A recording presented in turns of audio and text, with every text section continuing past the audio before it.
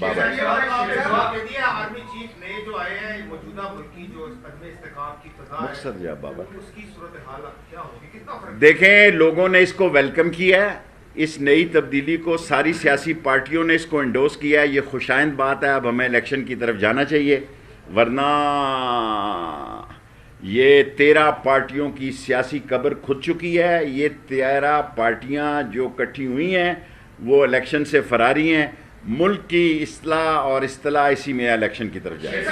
شاہ جی شیخ صاحب یہ بتائیے گا مختصر شاہ جی مختصر جی کہ کل کا جو جلسہ ہوگا اور یہاں پر جو تیاریاں جاری ہیں تو کیا یہ ختم ہو جائے گا اس کے بعد جلسے کے عمران خان؟ یہ عمران خان کا کام ہے کہ وہ کیا پروگرام دیتا ہے۔ اچھا شیخ صاحب یہ بتائیں کہ آپ کے پرویز الہی سے قرآن اور دیرینہ تعلقات ہیں، خان صاحب بار بار ایف آئی آر کی بات کرتے تو آپ کی حکومت ہوتے ہوئے بھی کیا یہ ناکامی نہیں ہے کہ یہ آپ جیسا سینئر صحافی یہ سوال اتنی دفعہ پٹ چکا ہے، میں نے تبصرہ کیا کرنا ہے اس شیخ صاحب جی عمان صاحب نئی جو فوجی قیادت ہے ایسا لگ رہا ہے کہ آپ بھی اور پی ٹی آئی بھی آپ انہی کے رحم و کرم پر ہیں کہ اگر میں تو اللہ کے رحم و کرم پہ ہوں اور ساری زندگی میرا یہ حلقہ ہے، اس حلقے کا حصہ ہے جی ایچ کیو اور ٹرپل بریگیڈ اور ایئر ہیڈ کوارٹر اور سارے، لیکن 7 مہینے میرا نہ کوئی رابطہ تھا نہ انہوں نے رابطہ کیا۔ میں ان کا شکریہ ادا کرتا ہوں، انہوں نے مجھے تنگ نہیں کیا۔ میں اللہ کے رحم و کرم پہ ہوں، عمران خان کے ساتھ کھڑا ہوں۔ میں خود ہی میڈیا سے دور ہو گیا تھا، اب میں ان ہونے لگا ہوں، ٹویٹر پہ چلا گیا تھا۔ آپ کا سوال ہو گیا۔ آگے آپ کے رابطے قائم رہیں گے جو نئی فوجی قیادت ہے کیسے دیکھیں؟ اگر کسی نے کیے تو کوئی حرج نہیں، ویسے تو اب میں عمران خان کے ساتھ کھڑا ہوں، میری سیاست عمران خان کے ساتھ ہے اور عمران خان جہاں کھڑا ہے میں سیاست میں اس کے ساتھ کھڑا ہوں۔ شیخ صاحب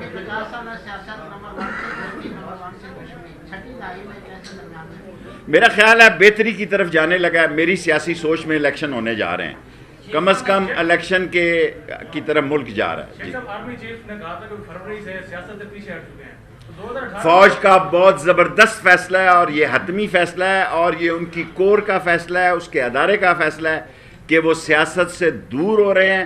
اس کا مطلب ہے یہ 13 پی ڈی ایم کی پارٹیاں دفعہ دور ہونے جا رہے ہیں۔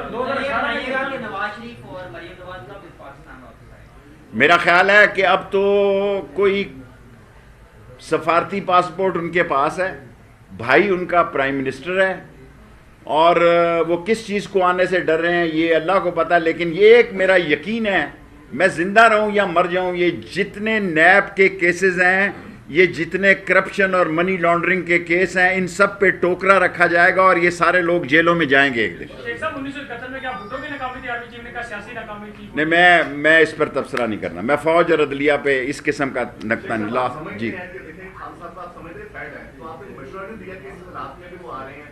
دوسری بات یہ ہے کہ الیکشن کا جو تقاضا کر رہے ہیں وہ مسلم لیگ نون والے وہ ظاہر ہے وہ تو کبھی بھی نہیں مانگے، وہ تو ان کی پوری سازش تھی۔ یہ سازش کا حصہ تھا ارشد شریف کی شہادت، نامور صحافیوں کو ملک بدر کرنا، عمران خان پر قتل کی سازش کرنا، یہ بڑا میجر ایک سازش کا، بہت بڑی سازش کا ایک اسکرپٹ تھا جو کہ ناکام ہو گیا۔ جی بابا صحافیوں کے اوپر جو ایف آئی آر ہوئی ہے، جو ملک بدر ہیں صحافی اور میڈیا کے اوپر جو پابندیاں ختم ہوں گی، ختم ہونی چاہیے میڈیا، ورنہ یہ سارا دیکھیں اس الیکٹرانک اور پرنٹ میڈیا کو بھی اسی طرح زندہ رکھنا چاہیے جس طرح سوشل میڈیا زندہ ہو گیا۔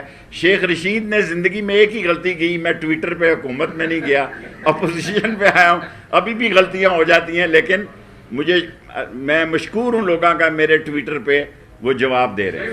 آپ کے سوال ہو گئے، آپ کے سوال ہو گئے صاحب کے لیے کیا کہیں گے؟ آپ نے ہمیشہ سر، میں آپ کے 3 سوال ہو گئے۔ Any body? Thank you very much. Imran Khan کے ساتھ کھڑا ہے پنڈی چٹان کی طرح۔